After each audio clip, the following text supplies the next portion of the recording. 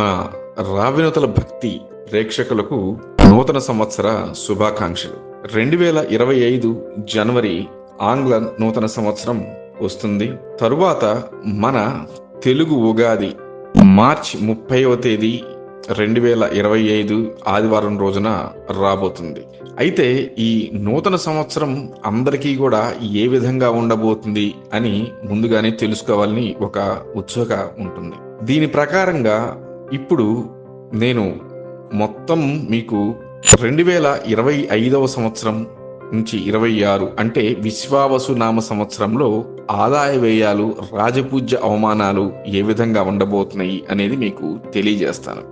అలాగే క్రోధినామ సంవత్సరంలో ఏ విధంగా ఆదాయ వ్యయాలు ఉన్నాయి, విశ్వావసు నామ సంవత్సరంలో ఏ విధంగా ఉండబోతున్నాయి అనేది మీకు ఇప్పుడు తెలియజేస్తాను. దీని ద్వారా మనకి ఎవరికైనా ఆదాయం తక్కువగా ఉంటే దాన్ని ఇప్పటి నుంచే మనం ఏ విధంగా భద్రపరుచుకోవాలి అని ఇప్పటి నుంచే మనం గనక ప్లాన్ చేసుకుంటే మనకి ఈ 2-3 నెలల్లో కానివ్వండి, రాబోయే విశ్వావసు నామ సంవత్సరానికల్లా మనం ఒక ప్లాన్ చేసుకోవటానికి మనకి బాగుంటుందన్న ఉద్దేశంతో ఈ వీడియోని మీకు అందించడం జరుగుతుంది. ముందుగా మేషరాశి. ఈ మేషరాశి వారికి అశ్విని, భరణి 1, 2, 3, 4 పాదాలు, కృత్తిక 1వ పాదం మేషరాశి కిందకి వస్తుంది. వీరికి క్రోధినామ సంవత్సరం అంటే 2024 నుంచి 25లో ఆదాయం 8 గాను, వ్యయం 14 గాను, రాజపూజ్యం 4, అవమానం 3 గాను ఉంటుంది.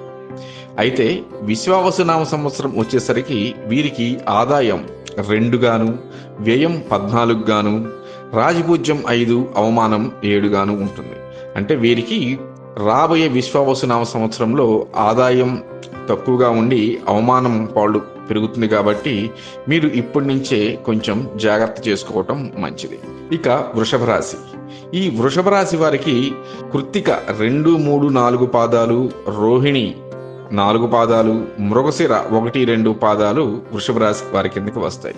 వీరికి క్రోధినామ సంవత్సరం 2024-25లో ఆదాయం 2 గాను, వ్యయం 8 గాను, రాజపూజ్యం 7, అవమానం 3 గాను. ఇక రాబోయే విశ్వావసు నామ సంవత్సరం 2025-2026 ఏ విధంగా ఉండబోతుందంటే ఆదాయం 11, వ్యయం 5, రాజపూజ్యం 1, అవమానం 3. ఈ వృషభ రాశి వారికి విశ్వావసు నామ సంవత్సరం క్రోధినామ సంవత్సరం కంటే బాగుందనే చెప్పాలి. ఇక మిథున రాశి. ఈ మిథున రాశి వారికి వారి నక్షత్రాలు గనక తీసుకుంటే మృగశిర 3, 4 పాదాలు, ఆరుద్ర 1, 2, 3, 4 పాదాలు, పునర్వసు 1, 2, 3 పాదాలు. వీరికి క్రోధినామ సంవత్సరంలో ఆదాయం 5, వ్యయం 5, రాజపూజ్యం 3, అవమానం 6గా ఉంటే విశ్వావసు నామ సంవత్సరంలో వీరికి ఆదాయం 14, వ్యయం 2, రాజపూజ్యం 3, అవమానం 3గా ఉంటుంది. ఈ విశ్వావసు నామ సంవత్సరంలో ఆదాయం 14 భాగాలు ఉన్న రాసుల్లో మిథున రాశి 1, తరువాత కన్యా రాశి 1. అయితే ఈ మిథున రాశి వారికి ఆదాయం పెరిగిన మూలంగా అలాగే అవమానాలు, రాజపూజ్యం కూడా సమానంగా ఉంటాయి. ఈ సంవత్సరం విశ్వావసు నామ సంవత్సరం వీరికి కూడా బాగుందనే చెప్పాలి. ఇక కర్కాటక రాశి. కర్కాటక రాశి వారికి పునర్వసు 4వ పాదం, పుష్యమి 4 పాదాలు, ఆశ్లేష 4 పాదాలు. వీరికి క్రోధినామ సంవత్సరంలో ఆదాయం 14, వ్యయం 2, రాజపూజ్యం 6, అవమానం 6గా ఉంది. అయితే విశ్వావసు నామ సంవత్సరం వచ్చేసరికి వీరికి ఆదాయం 8, వ్యయం 2, రాజపూజ్యం 7, అవమానం 3గా ఉంది.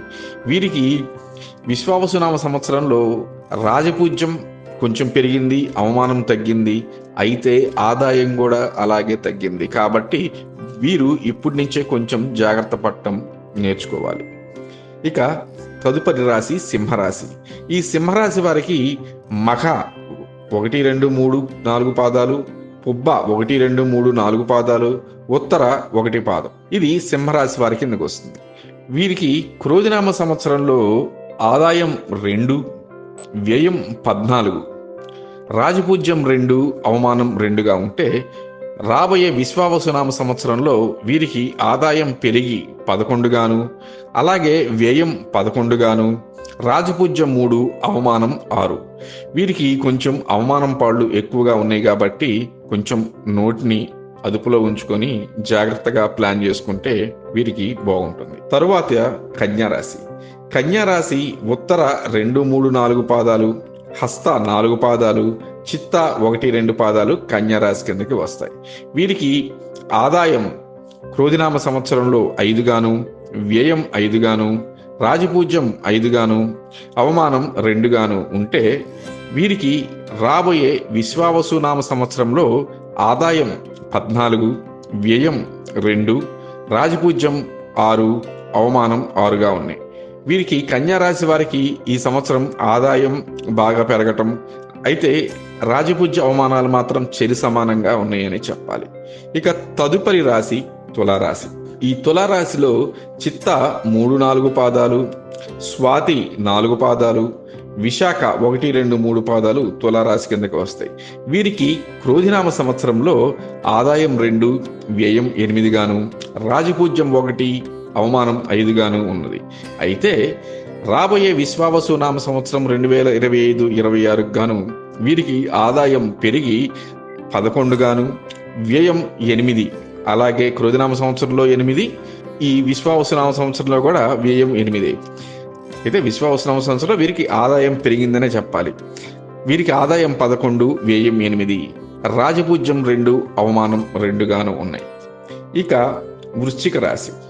వృశ్చిక రాశికి విశాఖ 4వ పాదం, అనురాధ 4 పాదాలు, జ్యేష్ఠ 4 పాదాలు ఈ వృశ్చిక రాశి కిందకి వస్తాయి. వీరికి క్రోధినామ సంవత్సరంలో ఆదాయం 8, వ్యయం 14, రాజపూజ్యం 4, అవమానం 5 గాను ఉన్నాయి. ఇక విశ్వావసునామ సంవత్సరంలో వీరికి ఆదాయం 2 గాను, వ్యయం 14 గాను, రాజపూజ్యం 5, అవమానం 2 గాను ఉన్నాయి. ఈ సంవత్సరం కొంత వృశ్చిక రాశి వారికి నిరాశాజనకంగానే ఉంటుందని చెప్పాలి. అయినా భయపడాల్సిన అవసరం ఏం లేదు. ఇప్పటి నుంచే మనం కనుక జాగ్రత్త కనుక పడితే అప్పటికి మనకి అంతా కూడా బాగుంటుంది. తదుపరి రాశి ధనుస్సు రాశి. ధనుస్సు రాశి వారికి మూల 4 పాదాలు, పూర్వాషాఢ 4 పాదాలు, ఉత్తరాషాఢ 1 పాదం. ఇది ధనుస్సు రాశి వారి కిందకి వస్తుంది.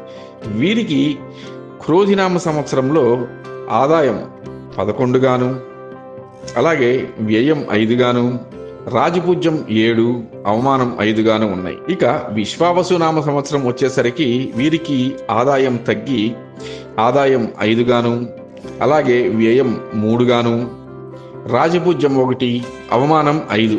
మొత్తంగా వీరి కనుక చూసుకుంటే క్రోధినామ సంవత్సరంలో ఆదాయం బాగుంది, ఇప్పుడు ఆదాయం తగ్గింది, అలాగే రాజపూజ్యం 7 నుంచి 1కి తగ్గింది. అంటే గౌరవించే వాళ్ళు తగ్గిపోయారు, అవమానించే వాళ్ళు మాత్రం అలాగే ఉండిపోయారు. కనుక ఈ ధనుసు రాశి వాళ్ళు కూడా రాబోయే విశ్వావసునామ సంవత్సరం కొంత జాగ్రత్తగా ఉండటం మంచిది. ఇక తదుపరి రాశి మకర రాశి. ఈ మకర రాశి వారికి ఉత్తరాషాఢ 2, 3, 4 పాదాలు, అలాగే శ్రవణం 4 పాదాలు, ధనిష్ట 1, 2 పాదాలు ఈ మకర రాశి వారి కిందకి వస్తాయి. వీరికి క్రోధినామ సంవత్సరంలో ఆదాయం 14, వ్యయం 14, అలాగే రాజపూజ్యం 3, అవమానం 1 గాను ఉన్న వీళ్ళకి రాబోయే విశ్వావసునామ సంవత్సరంలో ఆదాయం 8 గాను, వ్యయం 14 గాను, రాజపూజ్యం 4 గాను, అవమానం 5 గాను ఉన్నాయి. సో వీళ్ళకు కూడా కొంత ఆదాయం తగ్గుతుంది కాబట్టి వీళ్ళు కూడా కొంత జాగ్రత్తగా ఉండాలి. ఇక తదుపరి రాశి కుంభరాశి. ఈ కుంభరాశి వారికి ధనిష్ట 3, 4 పాదాలు, శతభిషం 4 పాదాలు, పూర్వభద్ర 1, 2, 3 పాదాలు ఈ కుంభరాశి కిందకి వస్తాయి. వీరికి క్రోధినామ సంవత్సరం 2024-25లో ఆదాయం 14 గాను, వ్యయం 14 గాను, రాజపూజ్యం 6 గాను, అవమానం 4 గాను ఉన్న వీళ్ళకి విశ్వావసునామ సంవత్సరంలో ఆదాయం తగ్గి 8 గాను, వ్యయం అలాగే క్రోధినామ సంవత్సరంలో ఎంత ఖర్చు అయితే ఉందో ఇప్పుడు కూడా అంతే ఖర్చు 14 వ్యయంగాను, రాజపూజ్యం 7, అవమానం 5. వీరికి అవమాన పాళ్ళు గతం కంటే కొంత పెరిగింది, అలాగే ఆదాయ మార్గం కూడా కొంత తగ్గిందని చెప్పాలి. ఇక తదుపరి రాశి మీనరాశి. ఈ మీనరాశి వారికి పూర్వభద్ర 4వ పాదం, ఉత్తరాభాద్ర 4 పాదాలు, రేవతి 4 పాదాలు ఈ మీన రాశి కిందకి వస్తాయి. వీరికి క్రోధినామ సంవత్సరం 2024-2025లో ఆదాయం 11, వ్యయం 5, రాజపూజ్యం 2, అవమానం 4గా ఉంటే, విశ్వావసునామ సంవత్సరంలో వీరికి ఆదాయం తగ్గిపోయి ఆదాయం 5 గాను, వ్యయం 3 గాను, రాజపూజ్యం 3 గాను, అవమానం 1 గాను గోచరిస్తుంది. అయితే వీరికి అవమానం కొంత తగ్గటం, అలాగే రాజపూజ్యం కొంత పెరగటం చెప్పుకోదగ్గ విశేషం. ఇవి ఈ క్రోధినామ సంవత్సరం అలాగే విశ్వావసునామ సంవత్సరం మధ్య ఆదాయ వ్యయాలు, రాజపూజ్య అవమానాలు.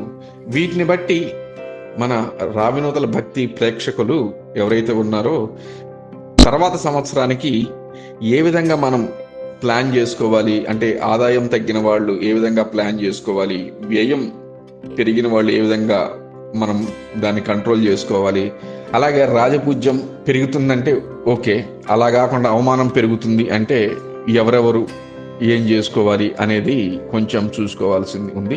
వీళ్ళల్లో అవమానం పెరిగే వాళ్ళల్లో మనకి సింహరాశి ఒకటి, గతంలో కంటే అవమానం పెరగటం, అలాగే కన్యా రాశి, అలాగే మకర రాశి, కుంభరాశి వీరికి అవమానం పెరుగుతూ ఉంది.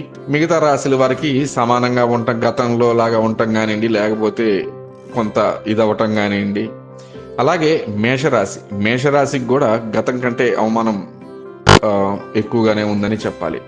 అంటే ఓవరాల్గా చూసుకుంటే విశ్వావసునామ సంవత్సరంలో మనకి మేషరాశి, తరువాత సింహరాశి, తరువాత కన్యా రాశి, తరువాత మకర రాశి, తరువాత కుంభరాశి వీరికి అవమానం పాళ్ళు గతం కంటే ఎక్కువగా ఉన్నాయి.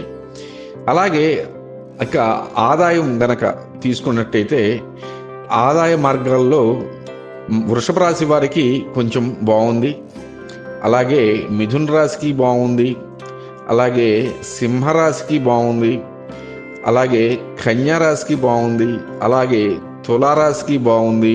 ఇక వ్యయానికి వచ్చేసరికి వ్యయం ఎక్కువగా ఉన్న, గత సంవత్సరం కంటే ఎక్కువగా వ్యయం ఉన్న రాసులు ఏవైతే ఉన్నాయో ఒక్కసారి చూద్దాం. దాదాపుగా గత సంవత్సరం ఎంతైతే వ్యయం ఉందో క్రోధినామ సంవత్సరంలో, విశ్వావసునామ సంవత్సరంలో కూడా అన్ని రాసులకి ఆల్మోస్ట్ ఆల్ అలాగే ఉంది. చూశారు కదండి విశ్వావసునామ సంవత్సరంలో ఆదాయ వ్యయాలు ఏ విధంగా ఉన్నాయి ఏంటి అనేది. దాని ప్రకారం మనం ఫ్యూచర్ని ప్లాన్ చేసుకున్నాం. Thank you.